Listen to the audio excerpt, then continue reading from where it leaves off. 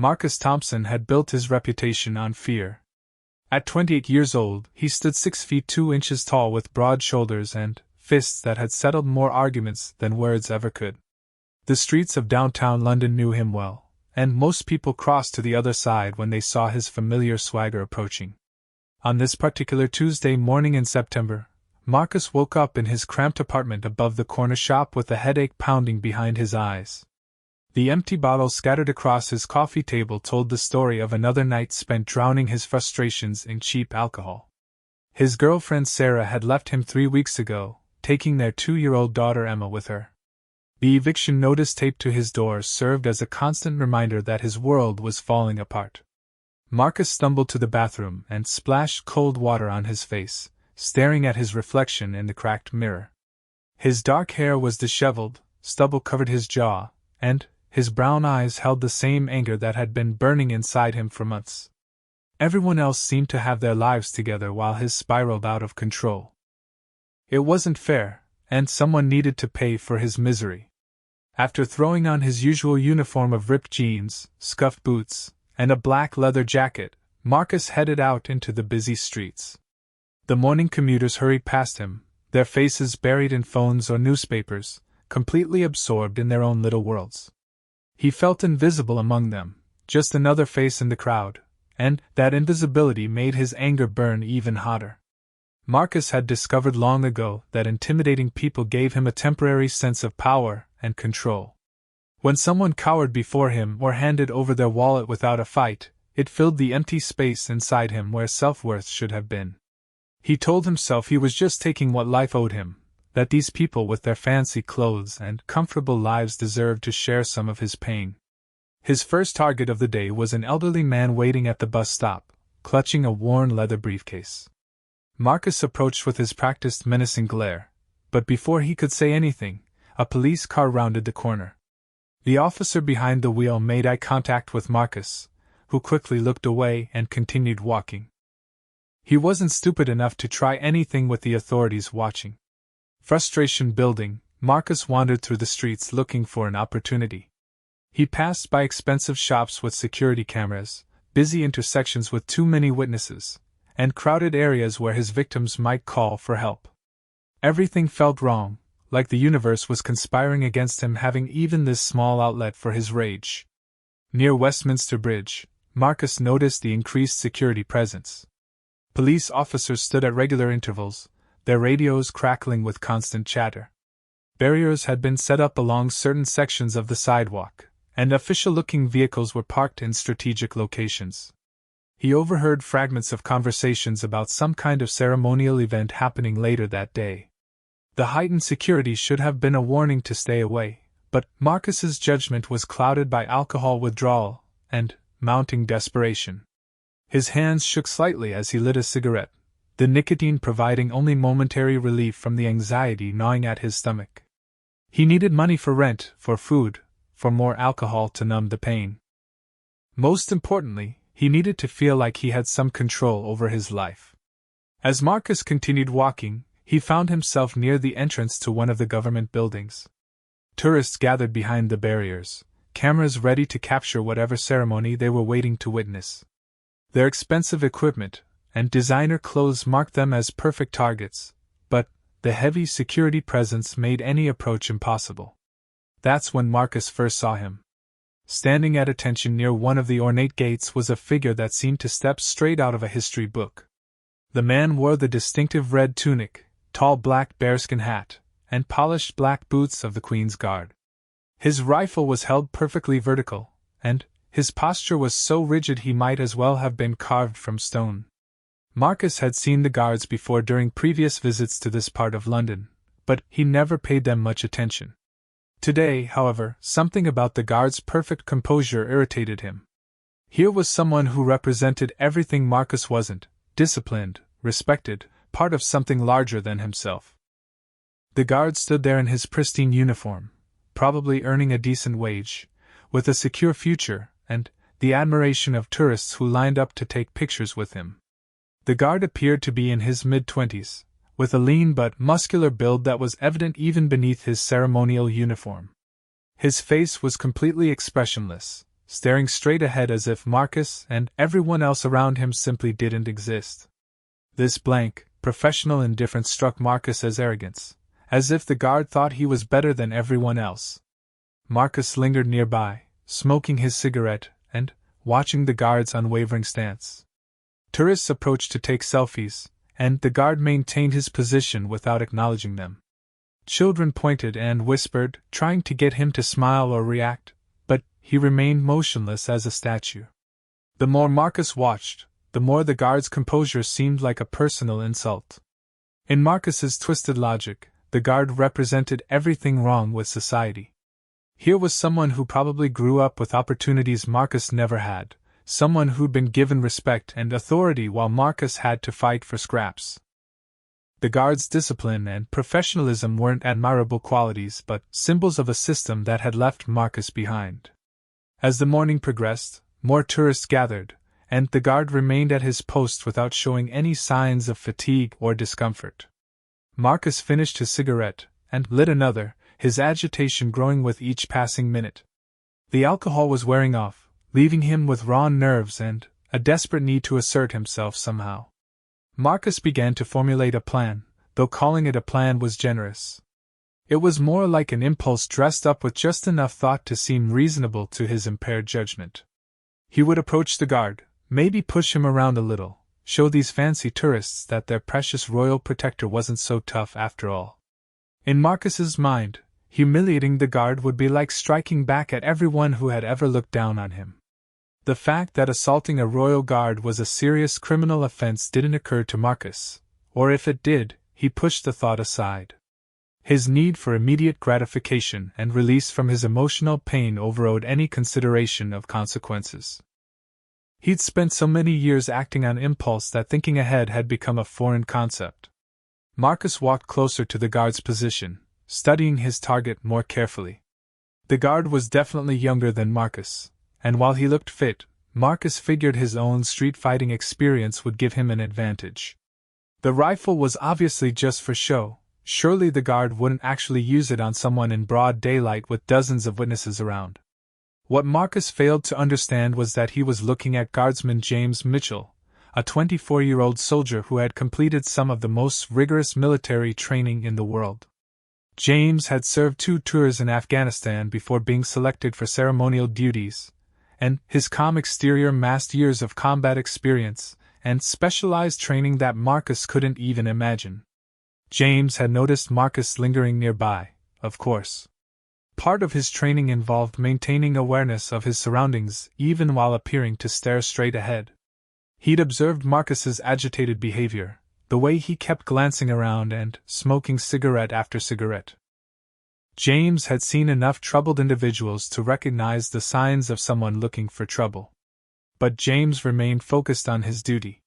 He was representing not just himself but the entire British military and the monarchy itself.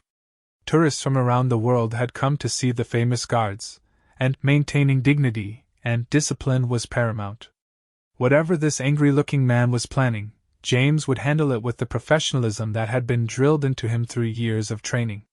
Marcus crushed his cigarette under his boot and began walking toward the guard. His heart was pounding, but whether from excitement, fear, or the lingering effects of alcohol withdrawal, he couldn't tell. All he knew was that he needed to do something, anything, to feel like he had some power in his life.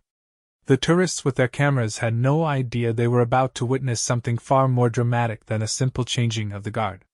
Marcus's reputation for intimidation was built on targeting people who couldn't or wouldn't fight back.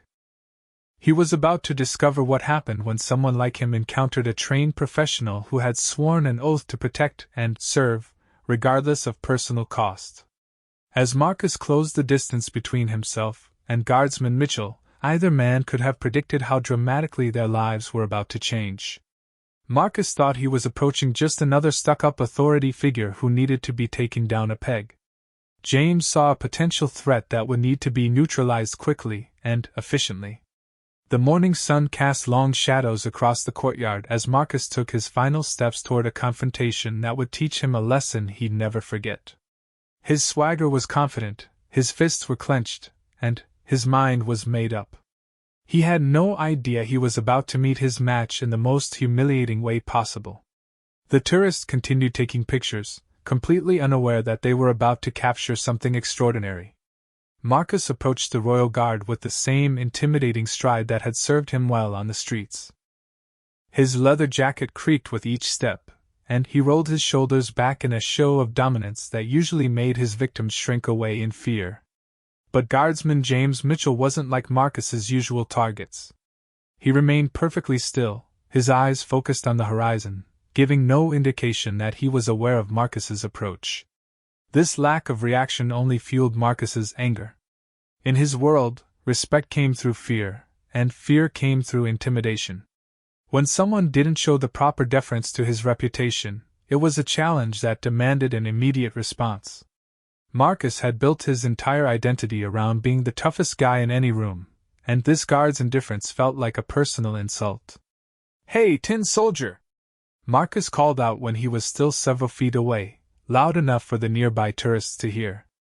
A few people turned to look, sensing that something was about to happen. "I'm talking to you, pretty boy." James heard every word, of course, but his training kept him motionless. He'd dealt with hecklers before, drunk tourists who thought it was funny to try to get a reaction from the guards. The proper protocol was to ignore verbal provocations completely. Physical threats were handled differently, but until this man actually touched him or posed a clear danger to civilians, James would maintain his position. Marcus interpreted the guard's silence as cowardice. In his limited worldview, anyone who didn't respond to his challenges was weak and afraid. He couldn't conceive that James's lack of reaction came from discipline rather than fear. Marcus had never learned the difference between strength and aggression, between courage and violence. "What's the matter, fancy boy? Cat got your tongue?" Marcus sneered, stepping closer. Several tourists began backing away, sensing the ugly mood that was building. Parents pulled their children behind them, and someone in the crowd whispered about calling for help. Marcus fed off the crowd's nervous energy. Finally, he was the center of attention, commanding respect through fear just like he preferred. These soft tourists with their comfortable lives were getting a taste of the real world, where men like Marcus made the rules. He felt a familiar rush of power as people scattered to get out of his way. But the guards still hadn't moved. James was calculating distances and angles, assessing the threat level without appearing to do so. He could see that the aggressive man was approximately 6 feet 2 inches tall, probably weighing around 200 pounds. His movements suggested he was either intoxicated or coming down from intoxication, which made him unpredictable but also slower than he would be normally. The man's stance and the way he carried himself indicated he was accustomed to physical confrontation, but James doubted this civilian had any formal combat training. More importantly, James was aware of every civilian in the area. An elderly couple stood about 10 feet to his left, too close to the potential conflict zone. A family with young children was positioned directly behind the approaching threat. If this situation escalated to violence, James would need to control not just his opponent but the entire tactical environment to ensure no innocent bystanders were harmed. Marcus was now close enough to smell the brass polish on the guard's uniform. The young soldier was shorter than Marcus by a few inches and definitely lighter, which boosted Marcus's confidence. In his experience, bigger usually meant tougher, and tougher usually meant winner. He'd never faced an opponent with the kind of training that could overcome physical disadvantages through superior skill and technique. "I know you can hear me, you stuck-up piece of garbage," Marcus snarled, his voice dripping with contempt. "Think you're better than everyone else standing there in your little costume? Let's see how tough you are when you can't hide behind that uniform." The insult to his uniform crossed a line that James couldn't ignore, though his face remained expressionless. The uniform wasn't just clothing, it represented centuries of military tradition, the sacrifice of countless soldiers who had worn it with honor, and the oath he'd taken to serve his country. But even this personal attack wouldn't be enough to break his discipline. James had been trained to withstand far worse provocations than the crude taunts of a street thug. Marcus raised his voice, playing to the crowd of tourists who were watching with a mixture of fascination and horror. "Look at this robot! probably never been in a real fight in his life. Bet he's never even thrown a punch outside of his fancy military school. What Marcus didn't know was that James had thrown plenty of punches, but they'd been thrown in the mountains of Afghanistan against enemy combatants who were trying to kill him and his fellow soldiers. James had been in firefights that lasted hours, had called in airstrikes on enemy positions, and had carried wounded comrades to safety under hostile fire. His combat experience was beyond anything Marcus could imagine. The crowd was growing larger as word spread that something dramatic was happening near the guard post. People held up their phones, ready to record whatever was about to unfold. Social media had turned everyone into a potential documentarian, and Marcus loved having an audience for his displays of dominance. "Maybe I need to get your attention a different way," Marcus said, reaching into his jacket pocket and pulling out a half-empty bottle of beer. Without warning, he hurled the bottle at James's feet, where it shattered against the pavement with a loud crash that echoed off the surrounding buildings. The broken glass sparkled in the morning sunlight, and foam from the remaining beer spread across the courtyard. Several tourists screamed and jumped back, and a few people shouted for someone to call the police. The situation had just escalated from verbal harassment to destruction of property and creating a public disturbance. James felt the spray of beer on his polished boots but didn't look down. His training had prepared him for much worse than having beverages thrown at him.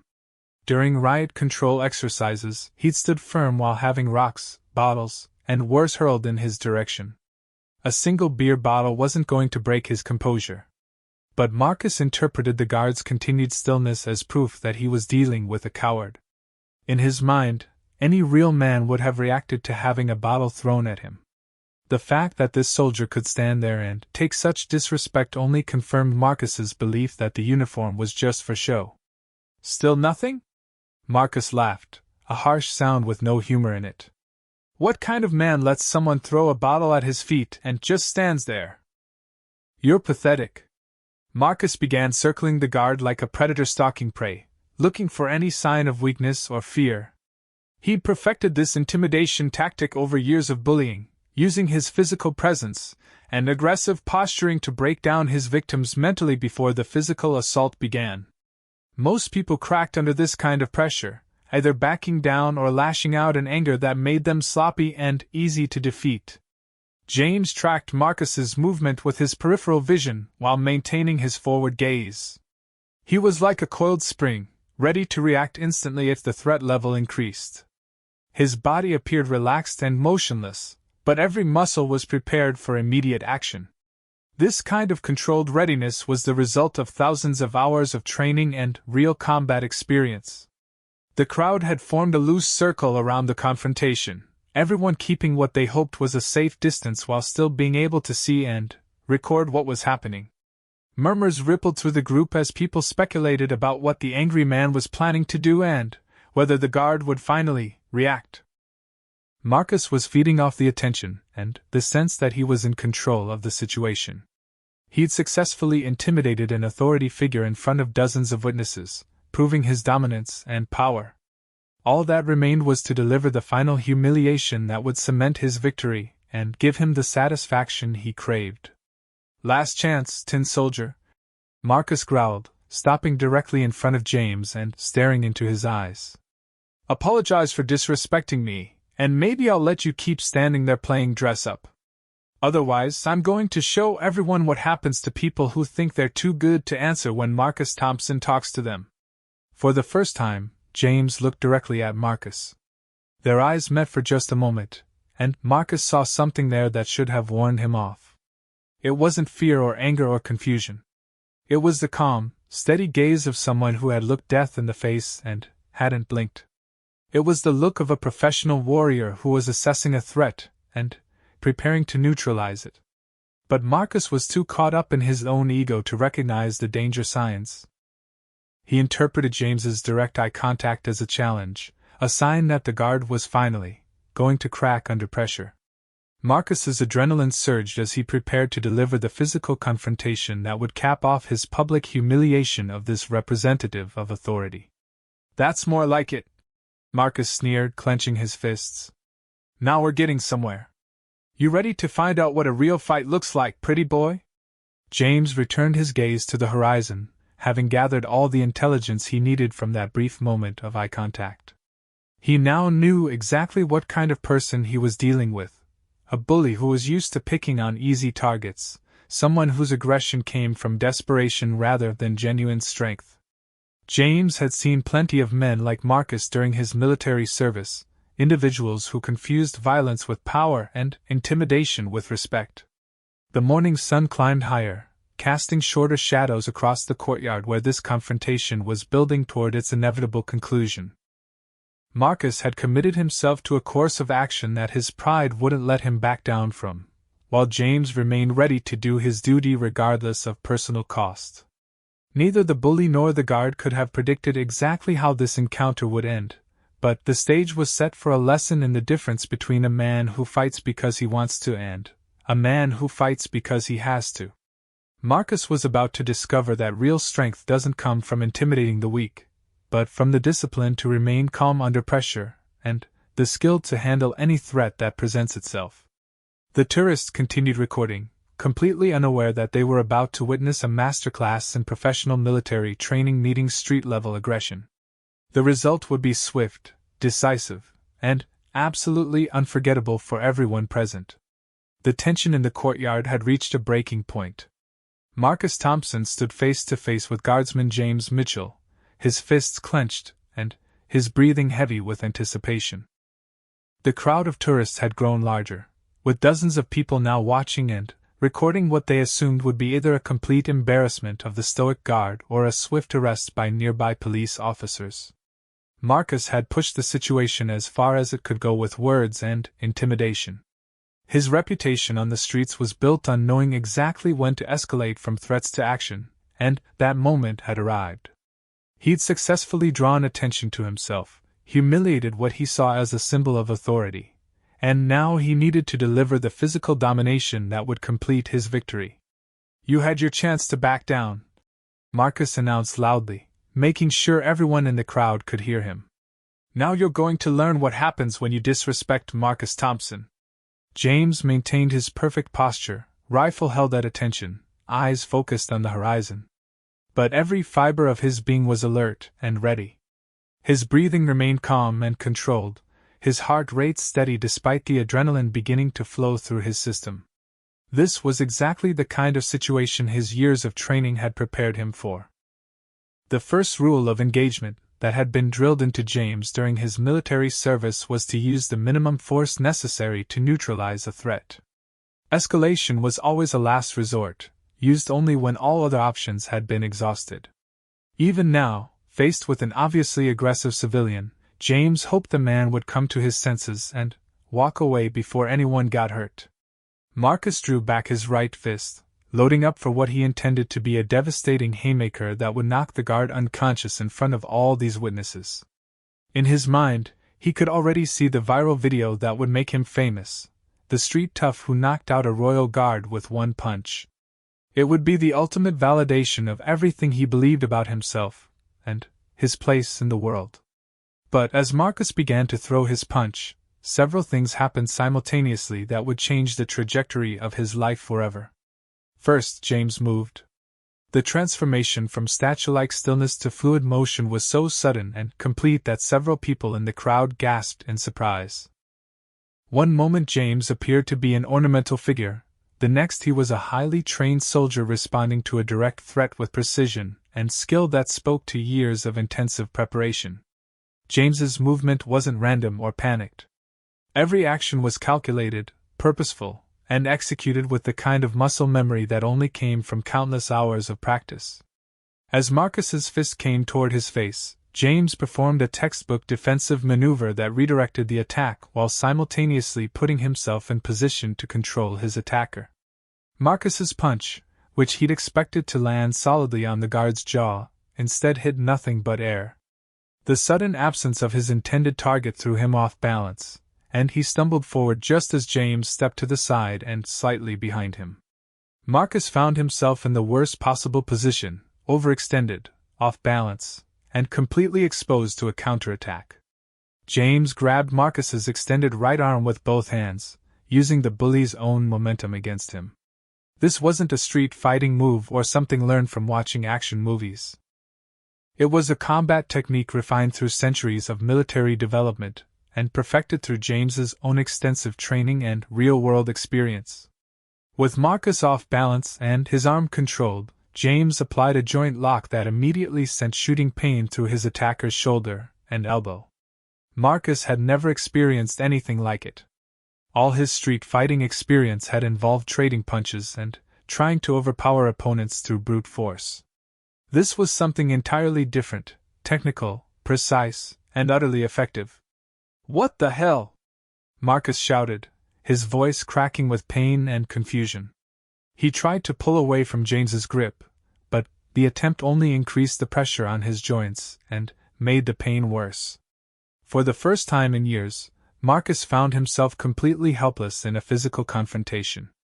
James applied just enough pressure to control Marcus without causing permanent damage. His military training had taught him to use precisely calibrated force, enough to neutralize the threat but not so much as to cause unnecessary injury. Marcus was a civilian, not an enemy combatant, and James treated him accordingly despite the assault. The crowd erupted in excitement and surprise. Phones continued recording as people realized they were witnessing something unprecedented. None of them had ever seen a royal guard break from his ceremonial pose, let alone demonstrate the kind of combat skills that James was displaying.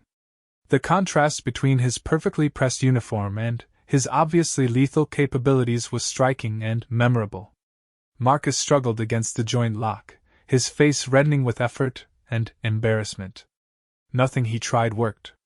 When he attempted to use his free hand to strike at James, the guard simply adjusted his position and increased the pressure on Marcus's trapped arm until the pain forced him to stop. When Marcus tried to use his weight advantage to break free, James used leverage and technique to maintain perfect control. "Let me go!" Marcus demanded, his voice rising to a near scream. The pain in his arm was unlike anything he'd experienced, and the complete helplessness of his situation was even more unbearable than the physical discomfort. For someone whose entire identity was built around being physically dominant, finding himself utterly controlled by someone smaller was psychologically devastating. James said nothing. His face remained expressionless, professional, focused entirely on controlling the threat until proper authorities could arrive.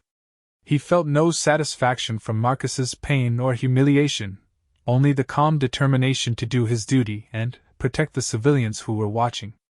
But Marcus wasn't finished yet. Desperation and humiliation drove him to try increasingly reckless tactics to escape from his predicament. He attempted to bite James's hand, tried to kick backward at the guard's legs, and even considered spitting at him. Nothing worked. James anticipated every move and countered it with minimal effort, like an adult dealing with a tantrum from an angry child. The pain in Marcus's arm was becoming unbearable, but worse than the physical discomfort was the psychological destruction of his self-image. Every person in the crowd could see that the feared Marcus Thompson was completely helpless against this disciplined soldier. His reputation for intimidation and dominance was being shattered in the most public way possible. "Please," Marcus gasped, finally, beginning to understand the depth of trouble he was in. "I give up. Let me go and I'll leave. I won't cause any more problems." James maintained the hold but didn't increase the pressure. He was waiting for backup to arrive, having signaled for assistance the moment the physical confrontation began. His job was to control the situation until proper authorities could take custody of the attacker and ensure everyone's safety. Marcus's legs began to shake as the combination of pain, stress, and humiliation took its toll on his body. Sweat poured down his face, and his breathing became labored as he realized there was absolutely nothing he could do to escape from his current predicament. The guard was completely in control, and Marcus was utterly at his mercy. The crowd continued to watch in fascination, many of them recording video that would soon be shared across social media platforms worldwide. They were witnessing something rare and remarkable, a perfect demonstration of professional military training in action, delivered with precision and restraint that spoke to the highest levels of discipline and skill. Marcus tried one last desperate gambit, attempting to suddenly drop his entire body weight in hopes of breaking free from the joint lock. Instead, the maneuver only resulted in more pain as James adjusted his grip and maintained perfect control. Marcus found himself partially suspended by his trapped arm, his feet barely touching the ground, completely dependent on his captor's skill to prevent serious injury.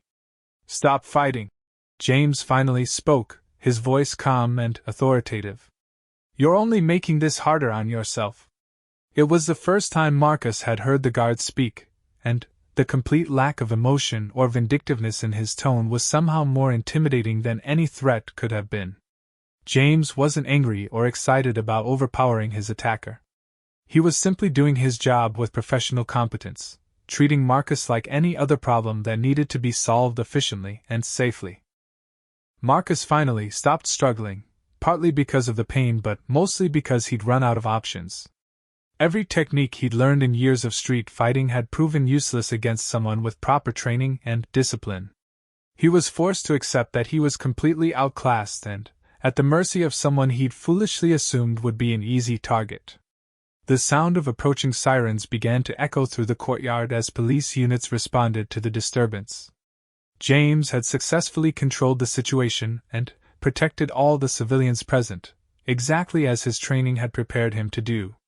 Marcus's assault had been neutralized with minimal force and maximum efficiency, providing a perfect example of professional military capability in action. As the sirens grew louder, Marcus realized that his troubles were far from over. Assaulting a royal guard was a serious criminal offense, and there were dozens of witnesses along with extensive video documentation of his attack. The instant gratification he'd sought through intimidation and violence was about to cost him far more than he'd ever imagined possible. The transformation from predator to prisoner had taken less than 30 seconds, but those 30 seconds would change Marcus's life forever. His reputation as a feared street tough was destroyed, replaced by viral video of him being easily controlled by a disciplined soldier who'd barely broken a sweat while doing it. James remained calm and professional, maintaining his hold on Marcus while watching for the approaching authorities. His uniform was still immaculate, his posture still perfect, his composure unshaken by the brief violent encounter. To the watching tourists, he seemed almost superhuman in his ability to handle such a dangerous situation with complete calm and control. The police arrived within minutes of James signaling for backup, their vehicles surrounding the courtyard with professional efficiency.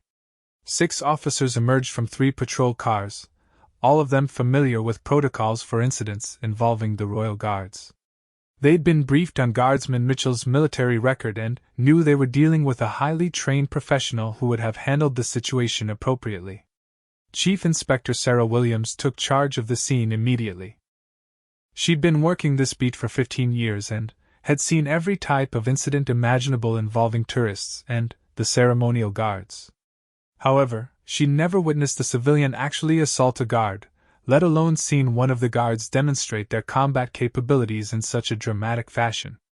"Guardsman Mitchell," Inspector Williams called out as she approached. "Are you injured? Do you need medical attention?" James maintained his hold on Marcus while responding in a clear, professional tone. "No injuries, ma'am. The subject attempted to strike me and has been restrained using minimum necessary force. He appears to be under the influence of alcohol and has been verbally abusive toward myself and threatening to other civilians present."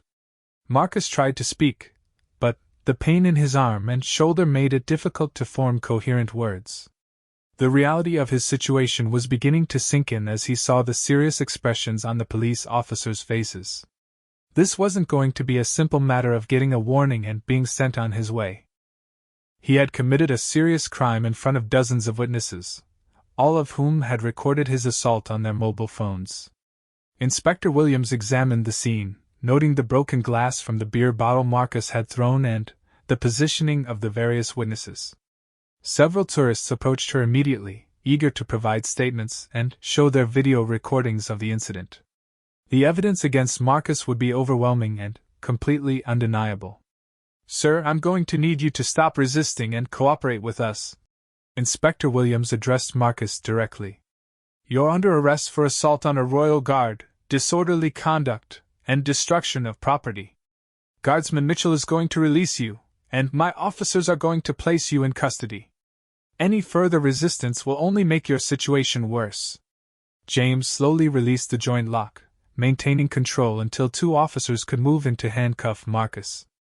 The transition was smooth and professional, with Marcus offering no further resistance. The pain in his arm was severe, but more importantly, the complete helplessness of his situation had finally broken through his alcohol-fueled bravado.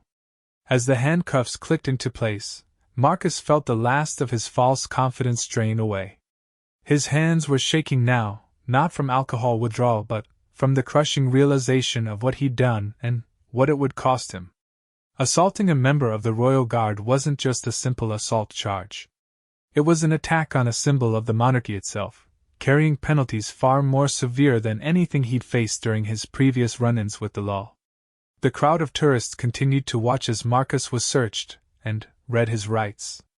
Inspector Williams found his wallet and identification, confirming his identity as Marcus Thompson, age 28, with a current address in South London. A quick radio check revealed an extensive criminal history including multiple assault charges, public intoxication, and disturbing the peace. "Mr. Thompson," Inspector Williams said as her officers prepared to transport him to the station, "you've made a very serious mistake today. Assault on a royal guard carries a potential sentence of up to 7 years in prison. Combined with your criminal history and the public nature of this incident, you're looking at significant jail time." The number 7 years echoed in Marcus's mind like a death sentence. 7 years meant losing any chance of reconciling with Sarah and Emma. 7 years meant coming out of prison as a 35-year-old man with an even more extensive criminal record and even fewer prospects than he had now. 7 years meant watching his daughter grow up from behind bars, missing every birthday, every Christmas, every important moment of her childhood. As the officers led Marcus toward their patrol car, he caught sight of James Mitchell resuming his position at the guard post. The young soldier's uniform had barely been wrinkled by the encounter. His rifle was back in the perfect vertical position, his posture was ramrod straight, and his expression had returned to the impassive professionalism that Marcus had found so irritating just minutes before. But now Marcus saw that expression differently. It wasn't arrogance or superiority that kept James so composed. It was discipline, training, and a sense of duty that Marcus had never possessed. The guard wasn't trying to prove his toughness or dominance over anyone. He was simply doing his job with the competence and integrity that came from years of proper preparation and genuine purpose. The ride to the police station gave Marcus time to think clearly for the first time in months. Without alcohol clouding his judgment or anger distorting his perception, he began to understand the magnitude of what he'd done and why. The attack on the guard hadn't been about proving his strength or defending his honor. It had been the desperate act of a man who felt powerless and chose to lash out at someone who represented everything he wasn't. At the station, Marcus was processed through the booking system with the mechanical efficiency of a procedure that had been repeated thousands of times. His fingerprints were taken, his photograph was captured, and his personal effects were catalogued and stored. The desk sergeant who handled his paperwork had seen every type of criminal come through those doors, but even he seemed surprised by the stupidity of assaulting a royal guard in broad daylight with dozens of witnesses. The cell they placed Marcus in was small, clean, and completely devoid of comfort. As he sat on the narrow bench that served as both chair and bed, Marcus had nothing to do but confront the wreckage he'd made of his life. The alcohol that had numbed his pain for so many months was wearing off, leaving him with crystal clear awareness of every mistake he'd made and every opportunity he'd wasted. His court-appointed attorney, a tired-looking woman named Rebecca Hayes, visited him the next morning with news that was even worse than he'd expected. The incident had been recorded by dozens of tourists and shared widely on social media platforms.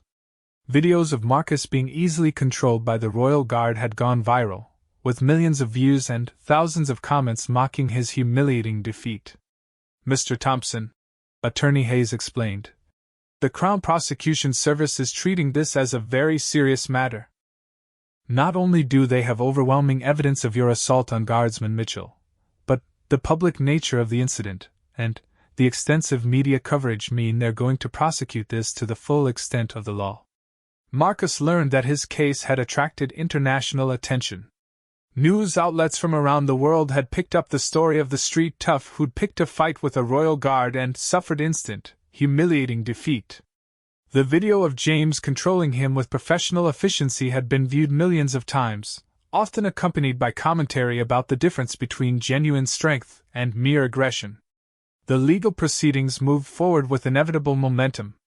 Marcus's previous criminal record made bail impossible, so he remained in custody while his case worked its way through the court system. During the long days and nights in his cell, he had plenty of time to think about the choices that had led him to this point. For the first time in years, Marcus began to examine his life with honest self-reflection rather than self-pity. He thought about his relationship with Sarah and how his drinking and anger had driven her away. He thought about his daughter Emma and how his behavior had made him an unfit father. Most importantly, he thought about the man he'd become and how different he was from the person he'd wanted to be when he was younger. The contrast between himself and Guardsman Mitchell became a focal point of his reflections. The young soldier had demonstrated everything Marcus lacked: discipline, purpose, skill, and the kind of quiet confidence that came from genuine accomplishment rather than manufactured intimidation. James Mitchell had dedicated his life to serving something larger than himself, while Marcus had spent his adult years focused only on his own immediate gratification and ego. When Marcus's case finally came to trial, the courtroom was packed with media representatives and curious observers. The prosecution presented their case with devastating efficiency, showing video after video of Marcus's assault and his subsequent defeat. Witness after witness testified about his threatening behavior and the fear he'd caused among innocent tourists. Guardsman Mitchell testified with the same calm professionalism he'd demonstrated during the incident itself. He described the events factually and without embellishment, giving Marcus credit for stopping his resistance once it became clear he was completely outmatched. James showed no vindictiveness or satisfaction about his victory, treating the entire matter as simply another aspect of his duty that he'd handled appropriately. The judge, a stern woman with 30 years of experience on the bench, made it clear that she viewed Marcus's actions as particularly serious because of their target. "Mr. Thompson," she said during sentencing, "you didn't just assault an individual. You attacked a symbol of our nation's heritage and traditions. Your actions were witnessed by visitors from around the world who came here to observe and respect our ceremonial guards." Marcus received a sentence of 5 years in prison, reduced from the maximum 7 years because of his eventual cooperation and the testimony about his cessation of resistance. As he was led away in handcuffs, Marcus caught sight of news cameras capturing his humiliation for posterity. The man who'd once thrived on intimidating others was now a cautionary tale about the consequences of unchecked aggression and poor judgment. Prison gave Marcus even more time for reflection and, eventually, genuine change. He participated in anger management programs, earned his high school equivalency degree, and began learning job skills that would give him legitimate prospects upon release. Most importantly, he started writing letters to his daughter Emma, hoping that someday she might understand that her father had learned from his mistakes and become a better man. Guardsman James Mitchell received official commendation for his handling of the incident, though he viewed the recognition as unnecessary. He'd simply done what he'd been trained to do, protecting civilians and maintaining the dignity of his position, while using only the force necessary to control the threat. The viral videos of the incident became a source of pride for the military, demonstrating the professionalism and capability of their personnel. The tourists who witnessed the confrontation would tell the story for the rest of their lives, describing the moment they saw genuine military training in action. Many of them gained a new appreciation for the skill and dedication required to serve as a royal guard, understanding that the ceremonial role was performed by soldiers with real combat experience and lethal capabilities. Marcus Thompson's name became synonymous with making catastrophically poor decisions, but his story also became a lesson about redemption and the possibility of change. Upon his release from prison, he found work as a counselor for at-risk youth, using his own experiences to help young people avoid the mistakes that had cost him so dearly. The encounter between the street bully and the royal guard lasted less than a minute, but its consequences echoed for years afterward. It served as a powerful reminder that real strength comes from discipline and purpose, not from the ability to intimidate others. For Marcus, it was the wake-up call that finally forced him to confront the man he'd become and begin the difficult work of becoming the man he should have been all along.